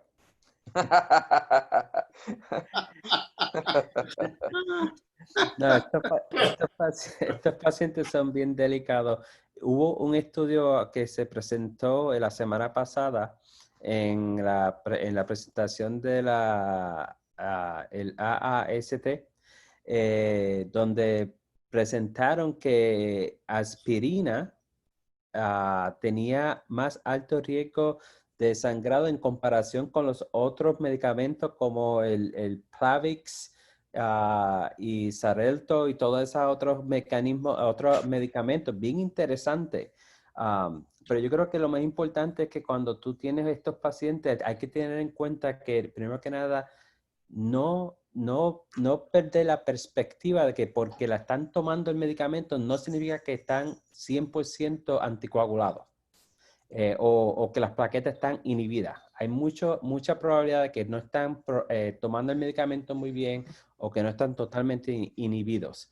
Es bien importante, si tienes un tromboelastograma, hacer un tromboelastograma. Si no tienes un tromboelastograma, ver la cantidad de plaquetas, la calidad del trabajo de las plaquetas. Y obviamente puedes tener un INR o un PT y un PTT también puedes tenerlo también. Pero lo más importante es no perder la perspectiva de que muchos de estos pacientes, a pesar de que están con todos estos medicamentos, no significa que están totalmente anticoagulados. Y hay que tener esas cosas en consideración. De acuerdo. Hacía la pregunta, Manny, y tu comentario, porque en las sesiones pasadas que tuvimos de discusión con los R2, hablamos sobre sobre los pacientes cirróticos. ¿Te recuerdas, Luis Richard, verdad? Que hablamos sobre el paciente cirrótico y yo les comentaba que los compañeros tuvieron un paciente con un traumatismo cerrado y me dijeron, bueno, mira, fíjate que tuvimos un trauma hepático grado 1 y bueno, ya no estaba sangrando, había sangrado 400, 600. Digo, no lo empacaron. Es un trauma hepático 1. O sea, ¿quién va a empacar un trauma hepático 1? O sea, eso no es lógico. Pero era un cirrótico. Dije, ese paciente se va a morir. De verdad que se va a morir. Y lo discutimos. Lo discutimos esa noche porque ese día precisamente el paciente fue a empaque. Les dije, miren, háganle ultrasonido, háganle tomografía y porque yo no lo vi hipotenso. No sé por qué el paciente no es hipotenso. Pero lamentablemente, al final de cuentas, el paciente había sangrado 3 litros después de la cirugía. Entonces, la lección es que es un grupo de pacientes especial. Y si tenemos un traumatismo de repente, porque les digo, o sea, dentro de esta pandemia lo podemos vivir. Bueno, le dio coronavirus y está anticoagulado, porque los del servicio de coronavirus los sacamos anticoagulados, los sacamos con tromboprofilaxis. Y no es lo mismo un trauma hepático leve, sin anticoagulación, a un paciente anticoagulado, a un paciente cirrótico. Es distinto. Ese paciente lo tienes que empacar, porque muy bien, ya vieron a Juan Carlos, dijo, traigan al padre, o sea, ese está muerto. O sea, el cirrótico ese se murió. El anticoagulado se va a morir. O sea, tengamos precaución en ese sentido. Y ojo, porque ahorita, de verdad les digo, el servicio de Corona, que tengo el gusto de manejar con ustedes, los cirujanos también, sacamos a toda la gente con mínimo tromboprofilaxis. No sé cuánto lo puedan comprar, pero dejamos la tromboprofilaxis y la anticoagulación en un 50-60% de los pacientes. Así que estamos viendo otros fenómenos que hay que meterle al trauma, ¿ya? Entonces, Manny, creo que tú ves mucho de eso también. Bueno, sí, pero nosotros vemos nuestra población geriátrica es bastante significativa y muchos de ellos están en esos anticoagulantes por fibrilación atrial, etcétera. Y nos llegan bastantes personas con sangrado intracraneal, de una caída. Se caen como decimos, fall from standing, se caen de estar de la altura de caminar, ¿no? No es una caída de una altura. Y con todo eso tienen sangrado intracraneal. Y es un dilema porque el problema es que no sabemos exactamente cuántos de ellos van a empeorar, cuáles los factores de riesgo específicos, porque usualmente si los pacientes que vienen con ese historial que se han caído, nos han llegado que hay algunos que no tienen sangrado, pero están en ese medicamento. Entonces, ¿qué tú haces con ese paciente? ¿Lo observas o lo mandas a la casa o le haces otra tomografía en, qué sé yo, en 4, 6 horas o 10 horas, o lo observas 24 horas? O sea, no hay un protocolo exacto de este grupo de pacientes. Nosotros, por lo menos, lo que estamos haciendo es que si llegan con historial de uso eso incluye la aspirina también, y se cayeron, pero no tienen ningún tipo de sangrado, le hacemos otra tomografía en 4 a 6 horas, y si no tienen nada, lo mandamos para la casa. Pero obviamente la mayoría llegan con sangrados, o sea, se admiten a la unidad intensiva para observación. Claro. Y bueno, no sé, la pandemia nos ha enseñado mucho y nos ha enseñado que tenemos que aprender un montón de cuestiones, ¿verdad? De verdad que yo les quería contar la experiencia que hemos tenido con el grupo de residentes de cirugía y emergenciología, que aprovecho, aquí están los emergenciólogos y los residentes de cirugía, y tenemos un servicio que estamos manejando de Corona, sin internistas, porque no hay internistas que lo manejen, ni neumólogos, ni nada. Lo estamos manejando nosotros, obviamente, con la ayuda de algunos residentes de infectología y todo, pero hay, digamos, temas controversiales que nos ha enseñado el coronavirus también, y que de pronto sean esos pacientes que está diciendo Manny, sin la cuestión del corona, pero tenemos pacientes jóvenes que de pronto tenés una respuesta inflamatoria por el coronavirus, lo operaste y resulta ser que tiene un dímero D en 3000.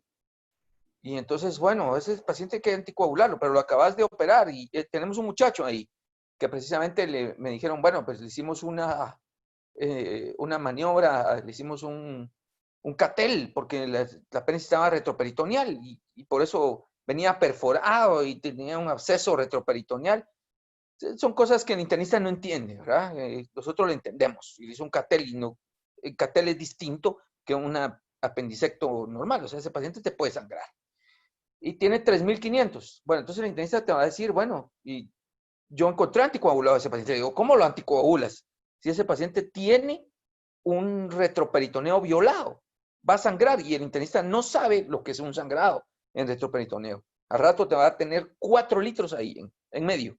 Y la controversia de lo que decía Manny, bueno, eso no está escrito. ¿Qué hacemos con eso?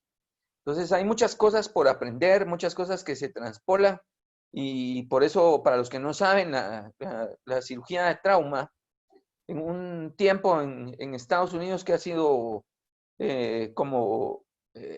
digamos, como el marcaje, como la visión a dónde queremos llegar. No sé si es lo mejor o no, pero es a donde la gente quiere llegar. Y pues en un tiempo fue el fellow de trauma, ¿no? Y que solo hacía trauma. Y eso cambió, porque se vio que era muy poco. El conocimiento y el expertise de una persona, darlo solo en trauma, sino que ahora se transpoló y se pasó a la cirugía de emergencia.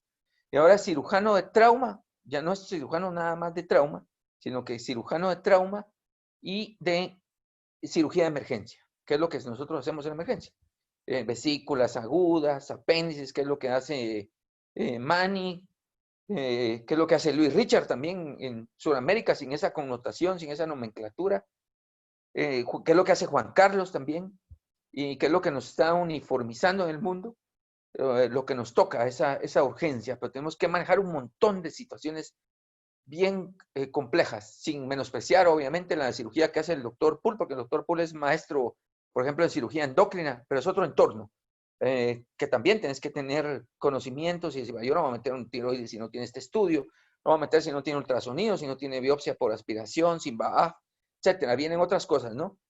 Pero en cirugía de emergencia, de verdad, tenemos que aprender mucho, tenemos que aprender cómo actúa el 10A, cómo lo inhibís, cómo lo... estas charlas son para eso, ¿verdad? Son para, no para aprender en una charla, sino que para saber que hay mucho que aprender. Después de esto, nos vamos a leer, todos, nos vamos a aprender y nos vamos a profundizar.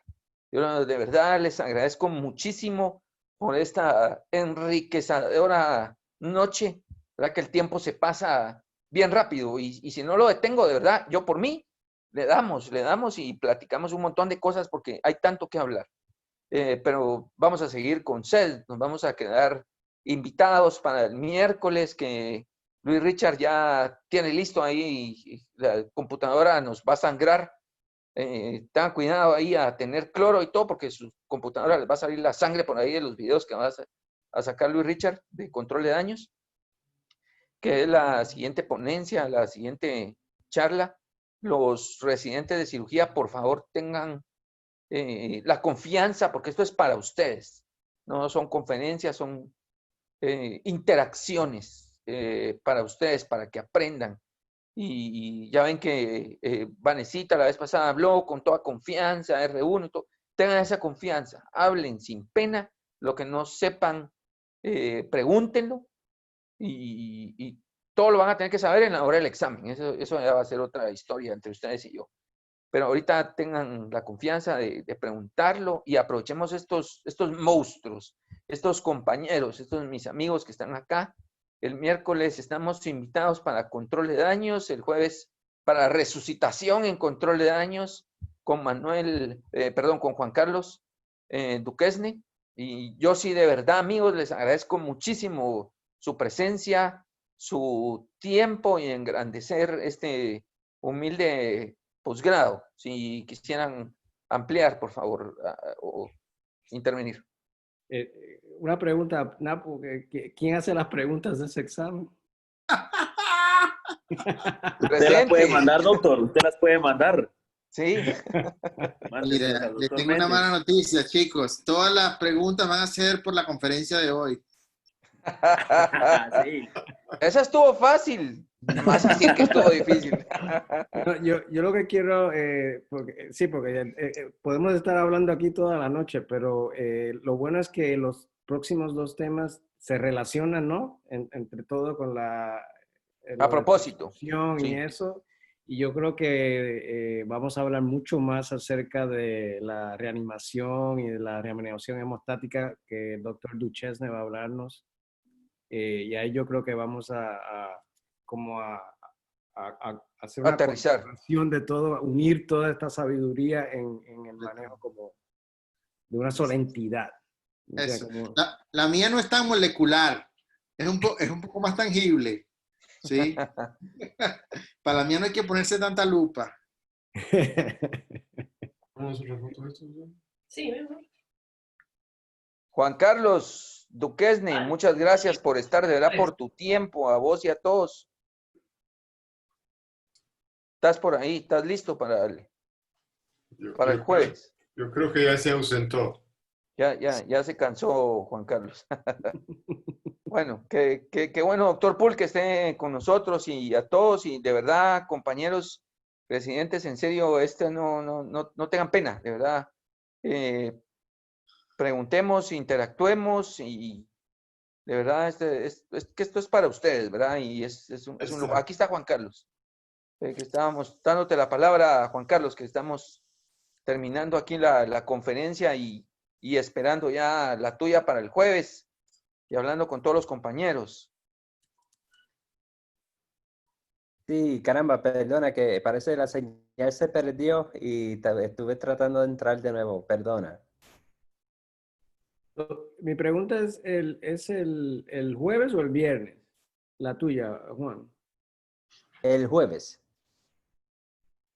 El jueves, el miércoles es Luis Richard con control de daños y Juan Carlos es resucitación en control de daños el jueves. Muy bien.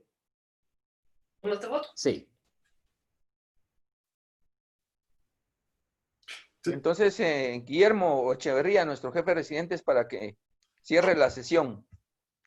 Bueno, pues muchas gracias. La verdad que muchas gracias, doctor, por tanto aprendizaje. La verdad que qué semana para aprender. Los esperamos todos el día miércoles y el día jueves para continuar.